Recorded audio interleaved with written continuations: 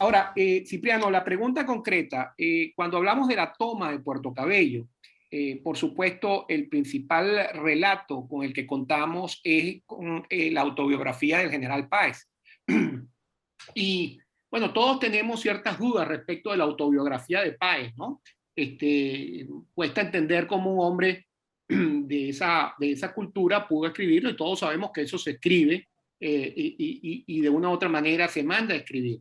Pero una de las cosas que a mí siempre me ha llamado la atención y que pongo en duda seriamente es el relato del negro Julián Istueta.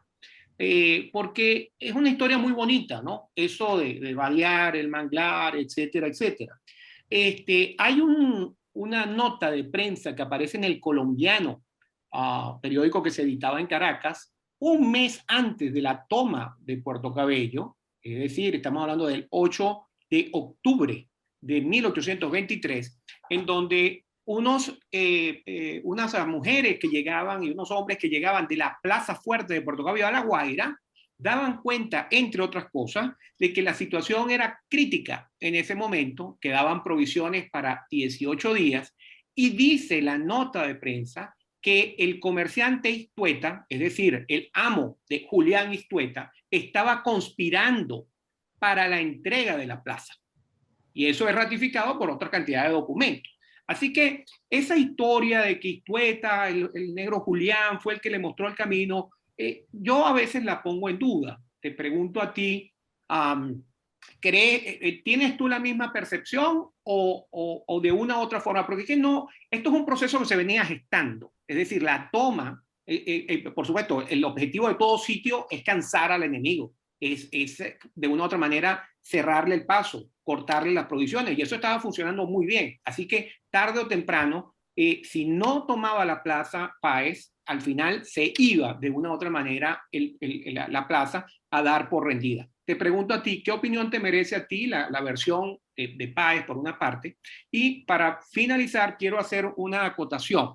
Lamentablemente, a veces hay mucha confusión respecto de en qué consistió la toma de Puerto Cabello. La toma de Puerto Cabello no es la toma del castillo.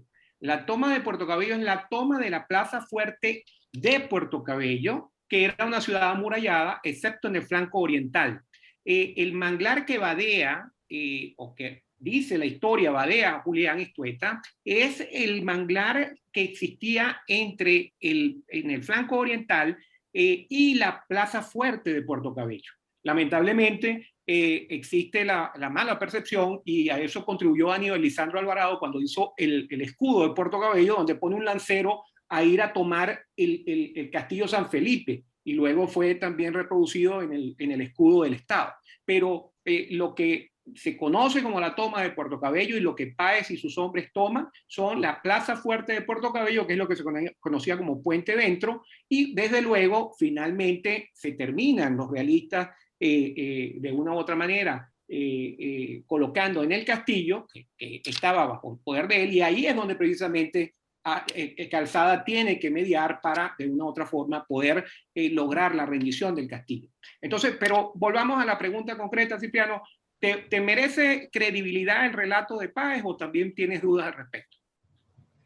Ok, primero que nada empiezo diciendo lo siguiente, ¿no? Obviamente toda autobiografía tiene un fin y normalmente el fin es que los que se autobiografía puedan echar su versión de las cosas sin freno ni cortapisas, ¿no?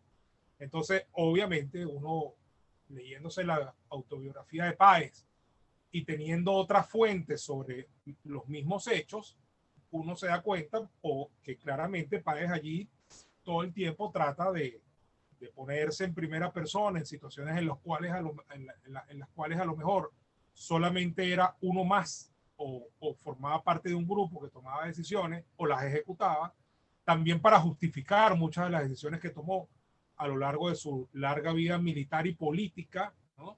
Es uno de los políticos que más tiempo ha estado en ejercicio en la historia del país. Hay que ver lo que es medio siglo de actividad permanente, ¿no? En un país, tanto militar como políticamente. Y evidentemente la autobiografía tiene, entre otras cosas, ese fin, ¿no? Que Páez explique, que dé su versión de los hechos, que se maximice se magnifique y también se justifique con respecto a muchas cosas. Eso no lo niego. Con respecto a la cultura para escribirlo o no, bueno, yo creo que a las alturas de su vida en que él escribió tenía mucha cultura.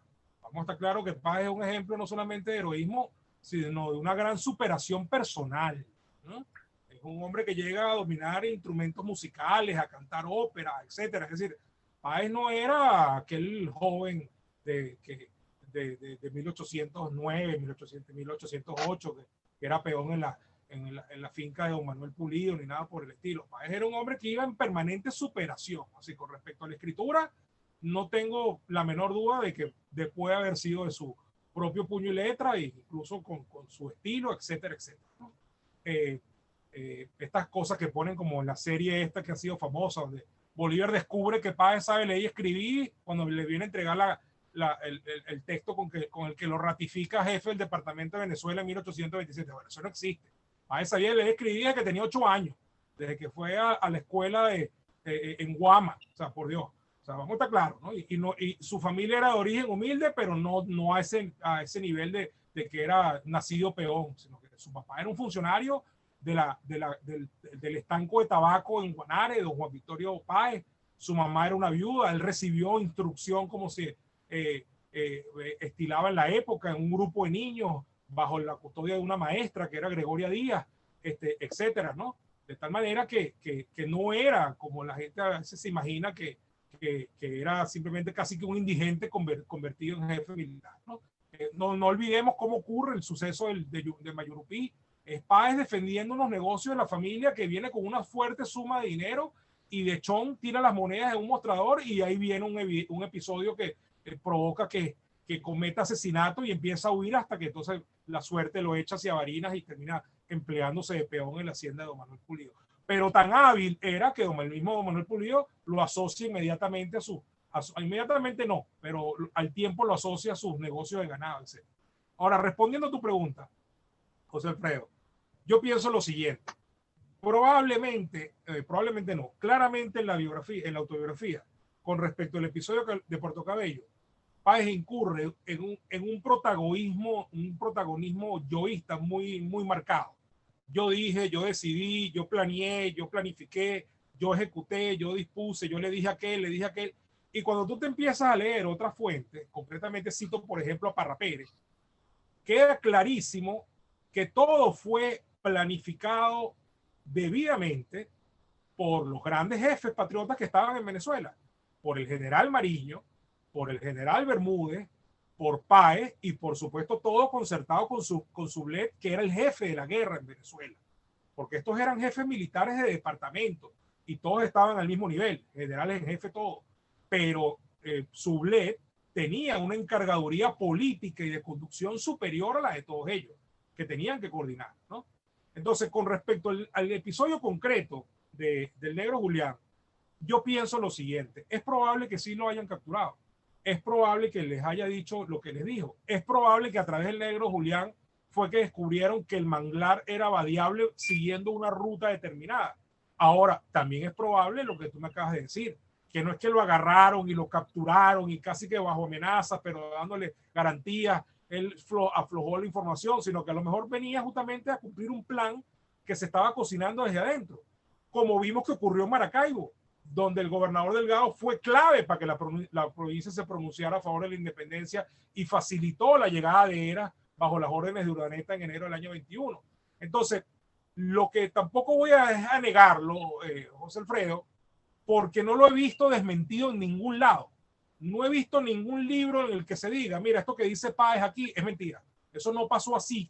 Entonces podemos entrar en el debate de las suposiciones, de si yo creo que es verdad o si tú crees que es mentira, pero no he visto un documento, no he visto un parte, no he visto un libro donde se desmienta oficialmente diciendo, no, mira, que va a estar haciendo Páez quien descubrió eso. Cuando mira un mes antes, ya se había dicho aquí que iban a entrar por el manglar. Eso yo no lo he visto.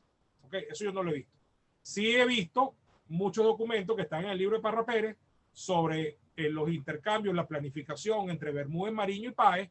Mariño tuvo un rol fundamental en la planificación de la campaña. Acuérdense que Mariño además era ingeniero militar, tenía mucha claridad el tema de las alturas, del calibre de las armas, de la importancia de las baterías, de la situación, dónde se iba a ubicar cada cosa para lograr el objetivo. Y cuando fue a ver cómo se había dispuesto el sitio, Mariño deja por escrito que se admiró de la manera como el ejército patriota había dispuesto las baterías y todo lo que habían llevado o lo que habían conquistado. Así que, en definitiva, José Alfredo, no me atrevo a ratificar que lo de Julián era verdad, pero tampoco me atrevo a desmentir.